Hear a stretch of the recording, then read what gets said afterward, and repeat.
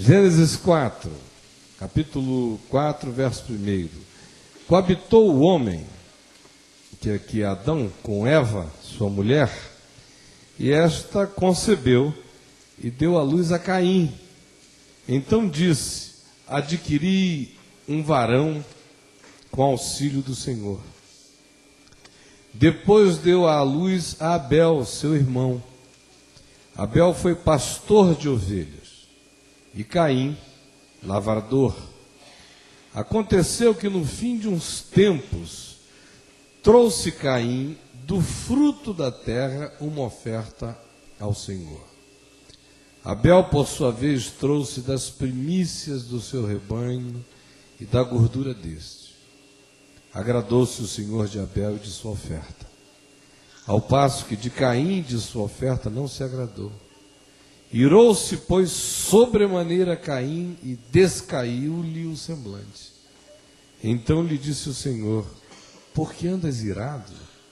E por que descaiu o teu semblante? Se procederes bem, não é certo que serás aceito? Se todavia procederes mal, eis que o pecado jaz à porta.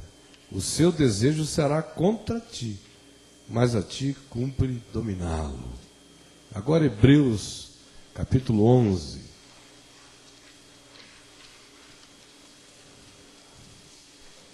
Hebreus, capítulo 11.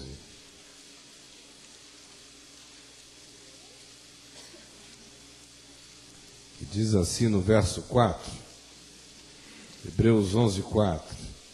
Pela fé, Abel ofereceu a Deus mais excelente sacrifício do que Caim, pelo qual obteve testemunho de ser justo, tendo a aprovação de Deus quanto às suas ofertas. Por meio dela, também, mesmo depois de morto, ainda fala. Pode se assentar. Essa história de Caim e Abel é uma história muito esquisita, porque o livro de Gênesis simplesmente arbitra uma definição absolutamente divina, que exclui qualquer outra criatura humana das razões em função das quais uma oferta foi tão aprazível e uma outra tão menos aceitável, ou quem sabe até desagradável. Não há uma teologia para explicar, não há uma filosofia para explicar, não se diz nada, como de resto acontece na Bíblia. A Bíblia não é um livro, como eu disse da última vez que eu estive aqui, de explicaçõezinhas metafísicas. Deixa isso para Platão, Sócrates, quem quiser. Ela trata do que é, e o Deus que é, fala das coisas que é, com a pertinência com a qual só pode falar quem criou. Quem não criou é que tem que sambar e rebolar filosoficamente. Quem criou diz o que é. E quem for sábio, aceita. Porque ele, de fato, não dá muita explicação. Jesus, no entanto, diz em João, no capítulo 7, que quem quiser saber se o que está sendo dito é verdade ou não, pratique. Porque a verdade, em sendo praticada, se materializa como bem. O que não é verdade é que, em sendo praticado, não realiza nada.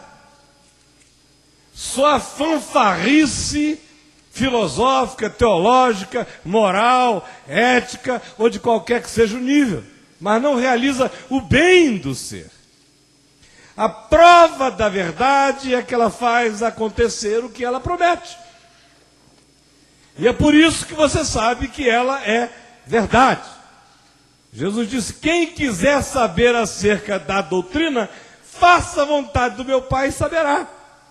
Não chamou ninguém para uma especulação, nem para um curso, nem para um teste de lógica, nem para ver se, partindo de uma premissa X, antiga, metafisicamente quase irreferível para trás, Se partindo daquela premissa, se pode erguer um raciocínio que alcance quase o ponto ômega da compreensão, e aí a gente diz, bom, a minha começou antes da tua, terminou depois da tua, logo a minha tem mais cacife do que a tua, porque começa antes da tua ser concebida e vai para além das concepções da tua. É assim que a filosofia trabalha, mas Deus não tem nada a ver com isso.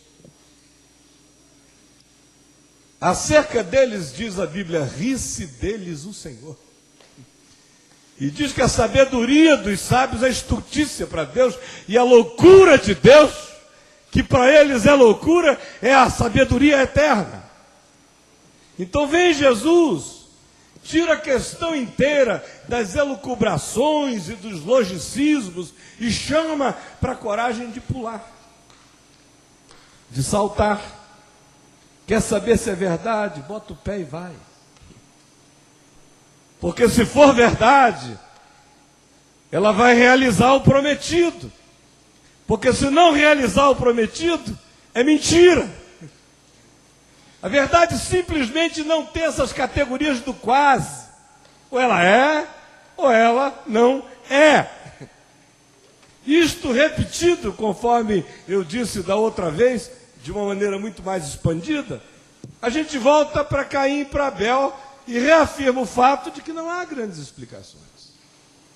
Simplesmente diz que depois de um certo tempo, Caim trouxe da terra, do seu trabalho, do seu suor, do seu esforço, da sua ralação, do seu arado, da sua cultura, da sua produção, da sua tecnologia, da sua capacidade de mexer e intervir nos processos de causa e efeito da natureza, produzindo um campo seu, uma cultura própria, e dessa cultura própria, fruto de um suor pessoal, produto de uma concepção mental, filho de um desejo, ele trouxe uma oferta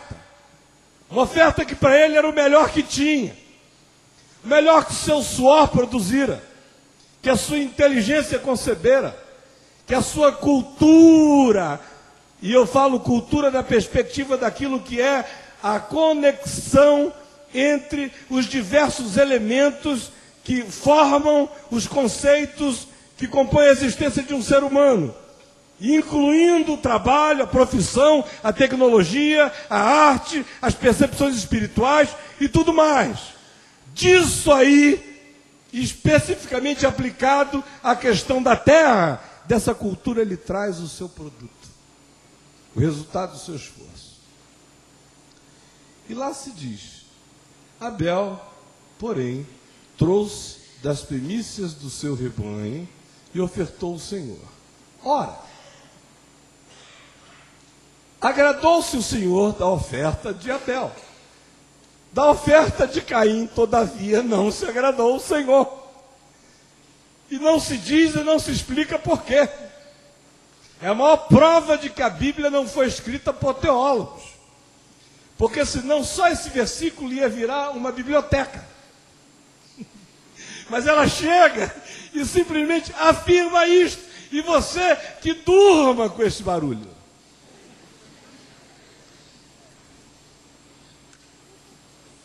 Essa é a razão pela qual eu fiz questão de ler o texto de Hebreus, do capítulo 11, verso 4. Porque é lá que se faz, mais do que em qualquer outro lugar, a interpretação que afirma, em razão do que a oferta de Abel foi sobremodo mais excelente